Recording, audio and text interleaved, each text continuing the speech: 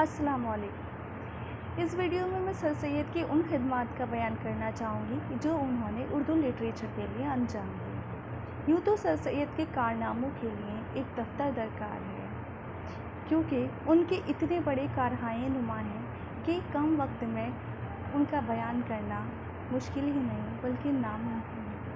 और इस पर ये शेर दरकार है, मैं यादों की एल्बम से किस किस को खुरश डालूं, एक नक्श अगर डूबा, एक नक्श अगर उभर आया। सर सैयद के जिस कदर कारनामे हैं, अगरचे रिफॉर्मेशन और इस्तिलाह की हैसियत हर जगह नज़र आती है, लेकिन जो चीज़ें खुसूसियत के साथ उनकी बदौलत ज़र्रे से आफताब बन गई, उनमें से एक उर्दू लिटरेचर भी है।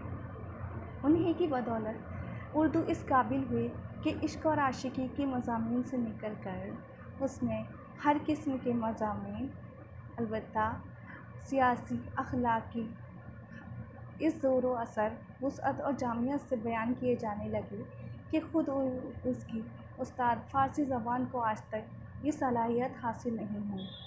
मुल्क में बड़े बड़े इंशा पर्दास पैदा हुए जिनको अपने अपने दायरे मज़मून के हुक्मरान थे, लेकिन उनमें से एक भी ऐसा नहीं है जो सर सैयद के वार एहसान से गर्दन उठा सके।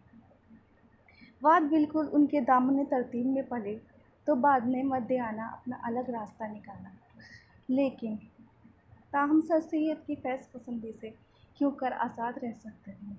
सर सैयद की जिस ज़माने में नशो नुमा हुई, दिल्ली में अहले कमाल का मजमा था और बड़े बड़े तबके से लेकर अदना तबके तक में अदबी शऊर फैला था। सर सैयद जिस सोसाइटी की मेंबर थे, उसके बड़े अरकान मुफ्ती सदरुद्दीन खां आज़ूदा, मिर्ज़ा गालिब और मौलाना सहबाई थे। उनमें से हर शख्स तसनीफ़ व तालीफ़ का मालिक था और उन्हीं बुज़ुर्गों की सोहबत का असर था कि सर सैयद ने इब्तिदाई ही में जो मशग़ला इल्मी इख्तियार किया, वो तसनीफ़ व तालीफ़ का मशग़ला था।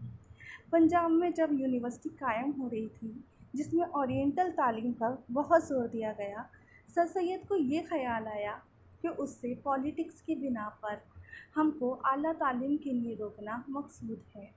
और इस वक्त सर सैयद ने पैदर पे 3 आर्टिकल निकाले और उन 3 आर्टिकलों ने यूनिवर्सिटी के बानियों को इस कदर घबरा दिया कि ख़ास उन आर्टिकलों को जवाब में सैकड़ों आर्टिकल लिखे गए। 1287 ईस्वी में सर सैयद मरहूम ने कौम की हालत की इस्तिलाह के लिए तहज़ीबुल अखलाक का पर्चा निकाला और उर्दू इंशा पर्दाजी को इस रुतबे पर पहुंचा दिया जिसके आगे अब एक कदम बढ़ना भी मुमकिन नहीं है। सर सैयद ने इंशा पर्दाजी की तरक्की का जो तरीक़ा ईजाद किए, उनमें से एक ये था कि बहुत से आला दर्जे के अंग्रेज़ी मज़ामीन को उर्दू का कालिब पहनाए, लेकिन तर्जुमे की हैसियत से नहीं, क्योंकि ये तरीक़ा अब तक बेसूद साबित हुआ है, बल्कि इस तरह के अंग्रेज़ी के ख़यालात उर्दू में उर्दू की खुसूसियत के साथ अदा किए। अंग्रेज़ी में एडिसन और स्टील मज़मून निगार गुज़रे हैं। सर सैयद ने उनकी मुतअद्दिद मज़ामीन अपनी ज़बान में अदा किए। सर सैयद की इंशा पर्दाजी का बड़ा कमाल इस मौके पर नज़र आता है जब वो किसी इल्मी मसला पर बहस करते हैं। उर्दू ज़बान क्योंकि इल्मी ज़बान की हैसियत से काम में नहीं लाई गई, इसलिए अगर किसी मसले को उर्दू में बयान करो तो अल्फाज मुसादत साथ नहीं देते, लेकिन सर सैयद ने मुश्किल से मुश्किल अल्फाज को इस वजाहत, सफाई और सादगी से बयान किया है कि पढ़ने वाला जानता है कि कोई दिलचस्प किस्सा पढ़ेगा। सर सैयद ही एक ऐसे शख्स थे जिन्होंने इल्म की ताकत को पहचाना। उन्होंने इस बात को समझा कि इल्म ही एक ऐसा ज़रिया है जिसके तहत एक इंसान अपनी ज़िंदगी को खुशहाल और बेहतरीन बना सकता है, और इसी के मद्देनज़र उन्होंने अलीगढ़ मुस्लिम यूनिवर्सिटी जैसा तोहफ़ा हम सबको दिया। और क्योंकि मैं भी एक अली हूँ, तो मुझसे बेहतर ये बात कौन समझ सकता है। और इस पर मैं ये शेर अर्ज़ करना चाहूँगी, दुनिया के हर कोशे में चिराग की तरह जलते हैं, ये सर सैयद ही की काविशें हैं जो आज हर अली सर उठा के चलता है। अल्लाह।